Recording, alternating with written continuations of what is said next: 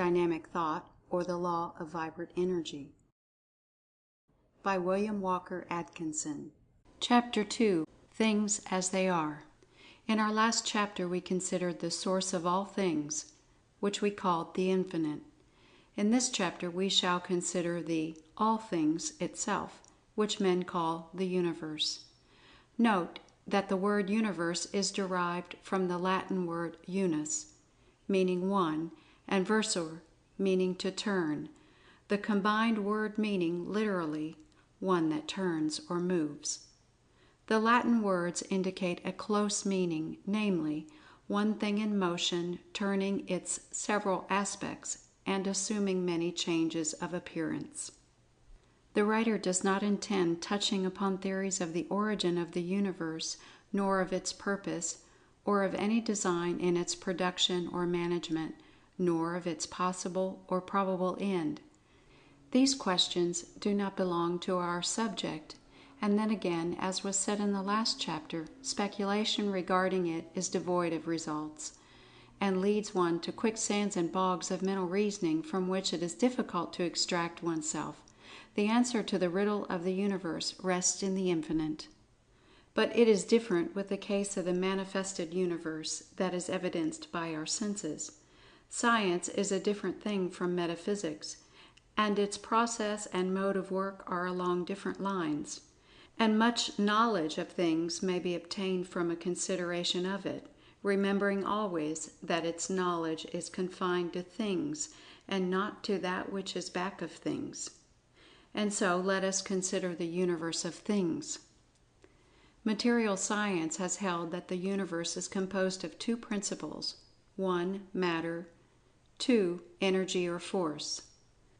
Some hold that these two principles really are aspects of the same thing, and that there is really but one principle, one aspect of which is shape, form, etc., and called matter, the other a quality manifesting in motion, which quality is called force.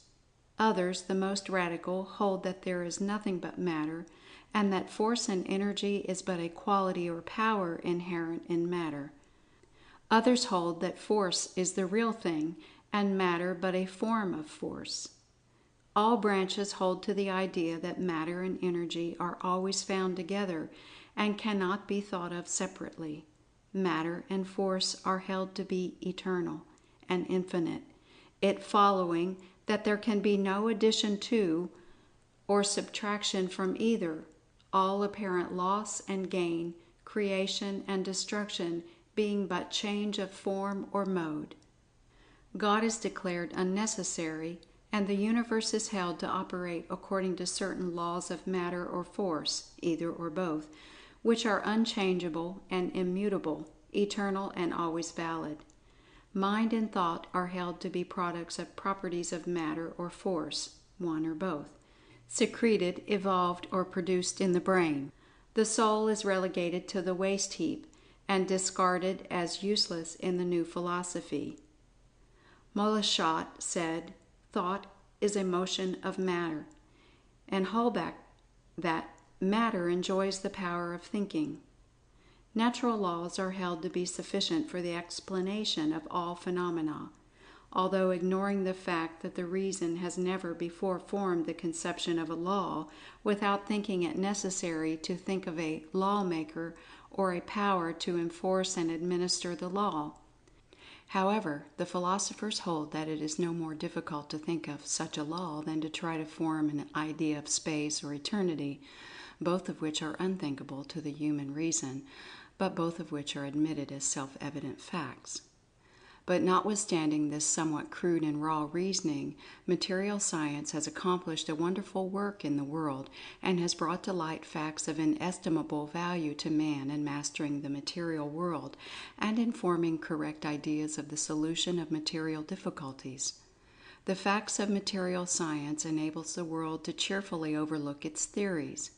And even the theories are rapidly undergoing a change, and, as we have stated, some of the most advanced scientists are rapidly reaching the position of the occultists and mystics, bringing with them a mass of facts to back them up, to exhibit to the occultists who dealt with principles rather than with details, or material facts so far as fundamental theories were concerned.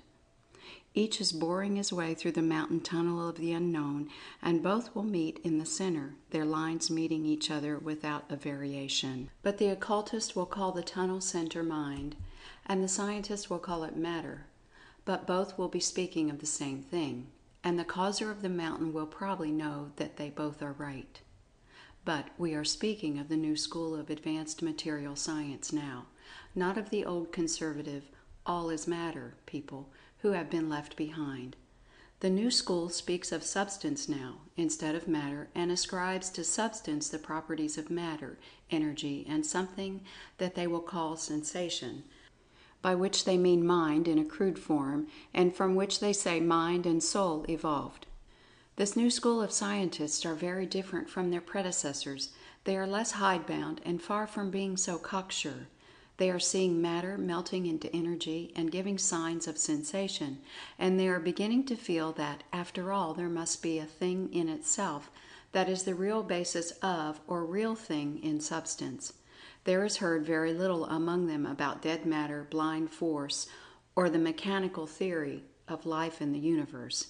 Instead of it being a big machine operated under mechanical laws with life as the steam, the universe is beginning to be regarded as somehow filled with life, and science is finding new examples of life in unexpected quarters, and the dead matter area is being narrowed.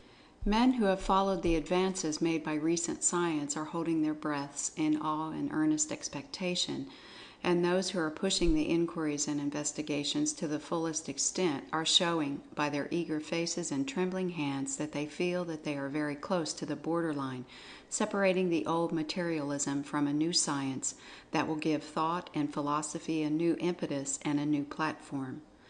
Such men are feeling that they are seeing the old matter melting away into something else. The old theories are falling apart under the light of new discoveries, and these men feel that they are penetrating a new and hitherto unexplored region of the unknown. May success be theirs, for they are now on the right road to truth. In the following chapters we shall see frequent references to science, and when we use the word we shall know it means this new school of scientists, rather than the older school that is now being superseded. There is no conflict between true occultism and true science, notwithstanding their directly opposite theories and ideals. They are merely looking at the truth from different viewpoints, at different sides of the same shield. A better day is coming when they shall work together instead of in opposition. There should be no partisanship in the search for truth. Things have worked out this way.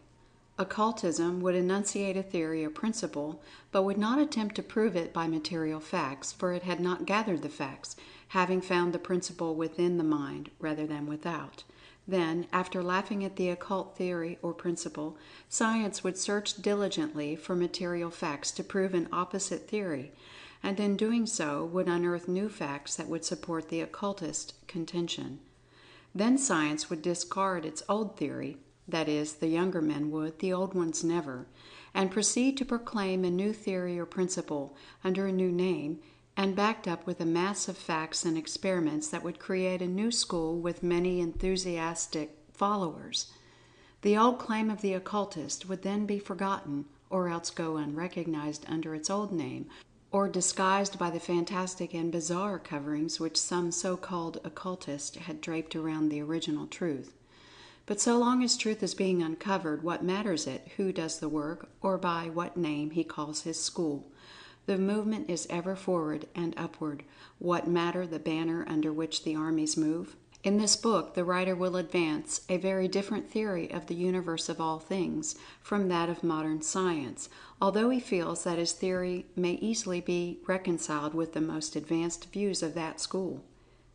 In the first place, as he has stated in the first chapter, he does not hold that the universe, as we know it, is self-sufficient, but he recognizes a something back of all phenomena and appearances, which something he calls the infinite. And he differs very materially from the views of those who claim that mind is but a property or quality or something proceeding from matter or force, or matter force, or force matter, according to the views of the respected schools. he takes an entirely different and opposite position. He holds that all that we call matter or substance and mind as we know it are but aspects of something infinitely higher, and which may be called the cosmic mind. He holds that what we call mind is but a partial manifestation of the cosmic mind, and that substance or matter is but a cruder or grosser form of that which we call mind, and which has been manifested in order to give mind a body through which to operate. But this view he merely states in passing, for he makes no attempt to demonstrate or prove the same, his idea being that it forms a different part of the general subject than the phase of dynamic thought, to the consideration of which this book is devoted. He also differs very materially from the materialistic school in his conception of force or energy. Instead of regarding force as a distinct principle and as something of which mind is but a form, he walks boldly out into the arena of scientific thought, and throwing down his gauntlet, proclaims his theory that there is no such thing as force apart from life and mind. All force and energy is the product of life and mind. All force, energy, and motion result from vital mental action. All force, energy, and motion is vital mental force, energy, and motion. The mind abiding in and permeating all substance not only has the power to think, but also the power to act, and to manifest force and energy, which are its inherent and essential properties. He also takes the position that mind is in and about and around everything, and that everything is alive and thinking, and that there is no such things as dead matter or blind force, but that all substance, even to the tiniest particle, is permeated with life and mind, and that all force and motion is caused and manifested by mind. He holds that all forms of force, energy, and motion, from the attraction of the particles of matter and their movements in response thereto, up to the attraction of gravitation and the response of the worlds and suns and stars and planets thereto, are forms of mental energy and force and action, and that from the tiniest atom or particle to the greatest sun, all obey this great action of mind, this great force of mind, this great energy of mind, this great power of mind. And upon this rock of truth, he believes it to be, he takes his stand and announces his belief and bids all comers take notice of what he believes to be a germ thought that will grow, develop, and increase so that it will eventually permeate all scientific thought as the years roll along. He calls this theory the theory of dynamic thought. End of Chapter 2.